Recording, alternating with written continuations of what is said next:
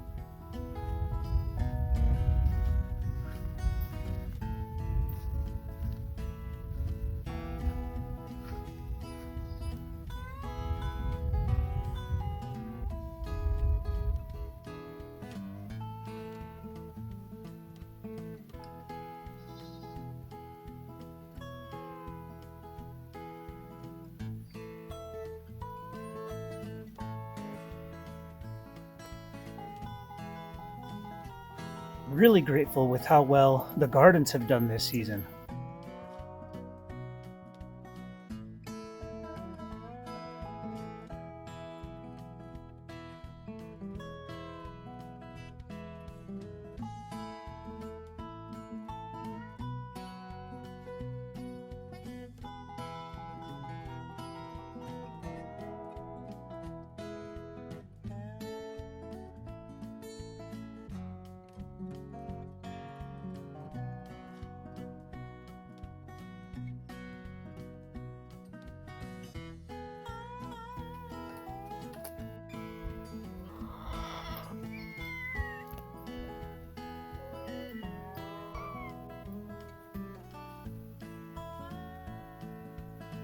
All the swales sure worked well for redirecting the rainwater to the ponds.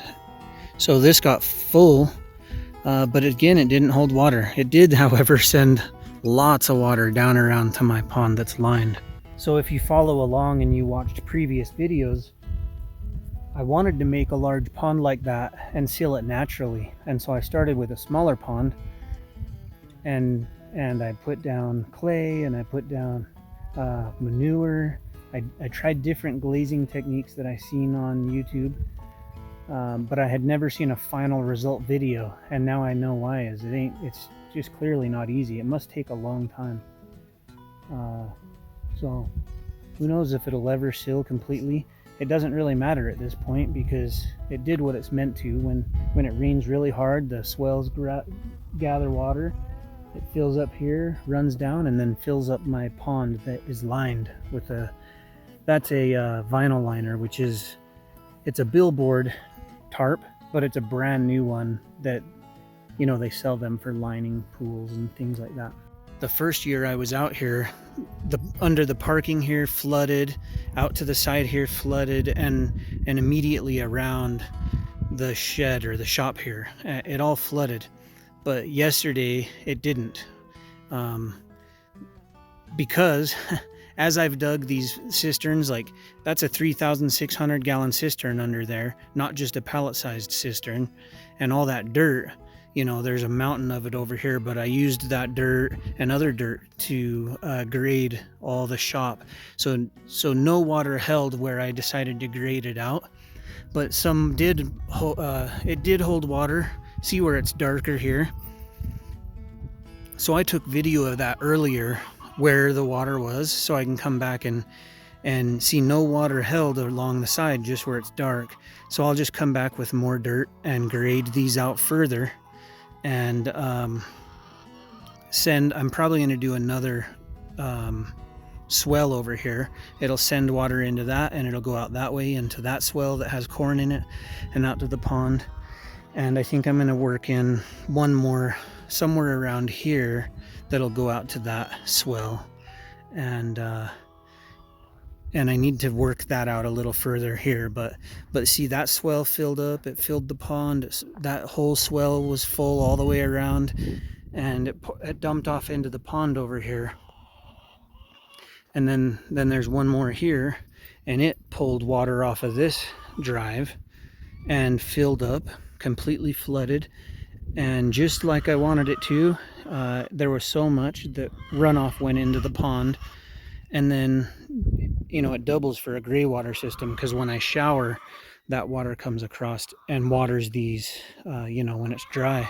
This is what it looks like on this side. It just, you know, it got full enough that it ran over and helped top off the pond over here.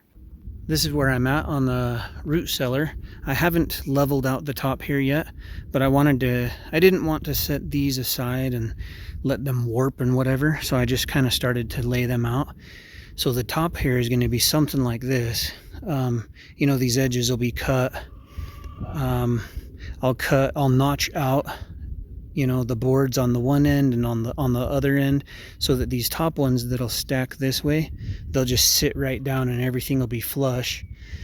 I'll cover it completely with lumber if I can, and if I can't, you know, there'll just be like 6-inch gaps, which will get a tarp over it, and then I could cover it with sandbags or something. So I'm working it out as we go. And I had just scored some scrap material, just really old, kind of beat up ties from a guy, and so I've been ripping them in half, and that's how I'm making the lumber to go on top of the root cellar. There will be a manhole here, and it goes down 8 feet, and it's 6 by 6 and 8 feet tall. That root cellar should not be above 50 degrees all year, according to the research that I've done. We'll know for sure when it's finished, and it could potentially be cooler than that, which would be amazing. And I think at the very bottom I'll dig a hole, and I can, you know, make a nice tight manhole lid to it, and I could throw some blocks of ice in there and have a refrigerator that would probably hold that ice in there for a long time. I still haven't gotten around to completely closing in the outhouse here, which is a composting toilet system. I'll put a link up in the corner if you want to check out how to build this composting system. The entire state of Arizona allows this system, and it can be inspected and permitted by your county. I started the hunting season for bear archery and went out for like the first 5 days straight, I think, or 4 days. And then I got a bunch of stuff I have to do and whatever. So I haven't gotten a bear yet. The deer season hasn't started yet, so I'll keep you guys updated on how that goes. But that's kind of what's going on around the homestead the last few days. Yeah, I've got a lot to do.